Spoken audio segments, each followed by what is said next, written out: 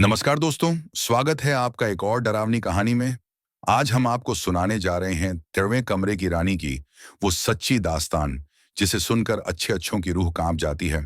तो अगर आपको भी पसंद है ऐसी शापित रानियों, रहस्यमयी कमरों और आत्माओं की कहानियां, तो चैनल को जरूर सब्सक्राइब करें और बेल दबाना मत भूलिएगा। राजस्थान की रेतीली धरती पर बसा था एक वीरान महल, भानगढ़। दूर से देखने पर वह एक सामान्य खंडहर जैसा लगता था, लेकिन जो भी उस महल के पास गया, वह किसी न किसी रहस्यमयी घटना का शिकार हुआ।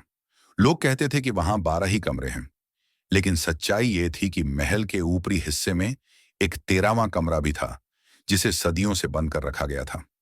उस कमरे को लेकर कई किस्से, डरावनी कहानियां और लोक कथाएं फैली थीं, लेकिन कोई भी ये नहीं जानता था कि उस कमरे के पीछे की सच्चाई क्या थी।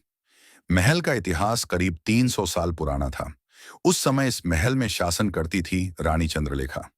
वह रानी जितनी सुंदर थी, उतनी ही रहस्यमयी और जिद्दी भी थी।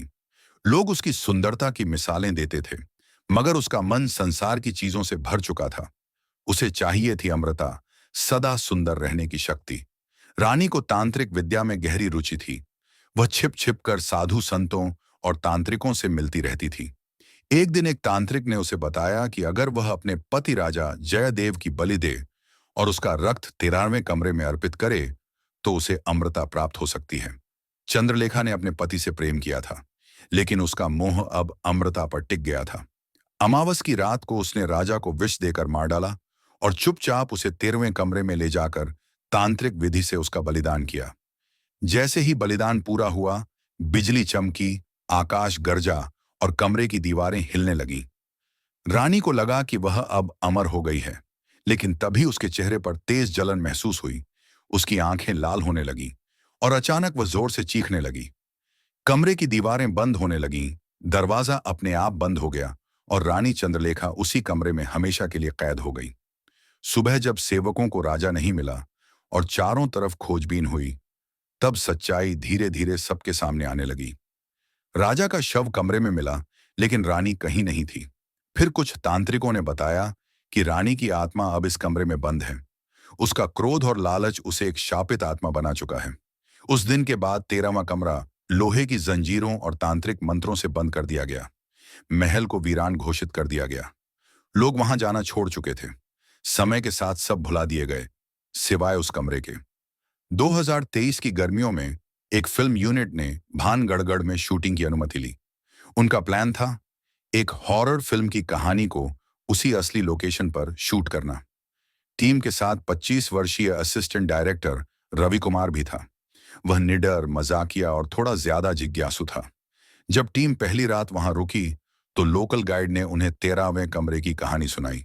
सभी डर गए, मगर रवि हंसते हुए बोला, इतनी डरावनी बात अगर सच होती तो अब तक सब लोग मरे पड़े होते। ये सब कहानियां आए हैं भाई। गाइड ने गंभीरता से कहा, आज अमावस है। आज की रात वो आत्मा जागती है। जो भी दरवाजा खोलता है, वह कभी लौटकर नहीं आता। रवि ने फिर से हंसी में टाल दिया। आधी रात हो चुकी थी। पूरा महल शांत था। सब लोग सो गए थे, मगर रवि के अंदर कुछ चल रहा था। उसकी उत्सुकता बढ़ रही थी। वह उठकर अपने कैमरा और टॉर्च लेकर चुपचाप महल की सबसे ऊपरी मंजिल की तरफ चल पड़ा। 13वां कमरा सामने था। पुराना, धूल से भरा हुआ लोहे का दरवाजा, जंजीरें लटकी हुई और फेडेड तांत्रिक मंत्र। रवि ने वीडियो रिकॉर्डिंग शुरू की और कैमरे की ओर देखकर बोला, आज मैं वो दरवाजा खोलने जा रहा हूं जो सदियों से बंद है। चलिए देखते हैं, रानी सच में है या बस कहानी। उसने जंजीरें हटाईं। सरप्राइजिंगली, वो जंजीरें बहुत ज्यादा टाइट नहीं थीं, जैसे किसी ने हाल ही में उन्हें छेड़ा हो। दरवाजा धीरे धीरे चरमराता हुआ खुला। एक तेज ठंडी हवा कमरे से बाहर आई। अंदर घुप अंधेरा था। रवि ने टॉर्च जलाई। कमरे के बीचों बीच एक पुराना, बड़ा और भव्य आईना रखा था। आईने के सामने रेशमी सफेद कपड़ों की तहें पड़ी थीं, जैसे किसी औरत ने अचानक अपना घूंघट गिरा दिया हो। रवि आगे बढ़ा। उसने आईने की तरफ देखा और अचानक झटका खा गया। आईने में उसकी अपनी परछाई नहीं थी, बल्कि एक सफेद साड़ी में एक औरत खड़ी थी, जिसके लाल जलती हुई आंखें उसे घूर रही थीं।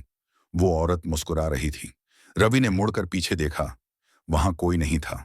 उसने फिर से आईने में देखा। औरत अब और पास आ चुकी थी। फिर उसके कानों में एक धीमी मगर स्पष्ट आवाज आई, तूने मुझे आजाद किया है, अब मैं तुझ में रहूंगी। रवि के मुंह से आवाज नहीं निकली। उसकी आंखें फैल गईं, शरीर कांपने लगा। और फिर सब कुछ काला हो गया। सुबह जब टीम जगी तो रवि को कमरे में नहीं पाया गया। उनका सारा सामान वहीं था, मगर रवि गायब था। घंटों खोजबीन हुई, पुलिस आई, मगर कुछ नहीं मिला। फिर गाइड उन्हें लेकर ऊपर गया और 13वां कमरा फिर से बंद मिला। दरवाजा खोला गया। अंदर कुछ नहीं था, सिर्फ वही आईना। डायरेक्टर ने आईने के सामने खड़े होकर देखा और वो चौंक गया। आईने में रवि का चेहरा दिखा, मगर उसकी आंखें अब लाल थीं। उसके बाद शूटिंग बंद कर दी गई। महल फिर से सील कर दिया गया। कुछ महीनों बाद वह आईना दिल्ली के एक संग्रहालय में भेजा गया। अब वह वहां एक ग्लास बॉक्स में बंद है, जिस पर एक चेतावनी लगी है, इस आईने में मत देखो, इसमें जो दिखता है वो तुम नहीं होते। लोग कहते हैं कि हर अमावस की रात उस शीशे में किसी और का चेहरा दिखाई देता है, कभी किसी लड़की का, कभी किसी लड़के का। रानी चंद्रलेखा की आत्मा अब आईने में नहीं है, वो अब बाहर है। वो अब किसी और को बुला रही है, और अगली बार शायद तुम उसकी आंखों में झांक बैठो।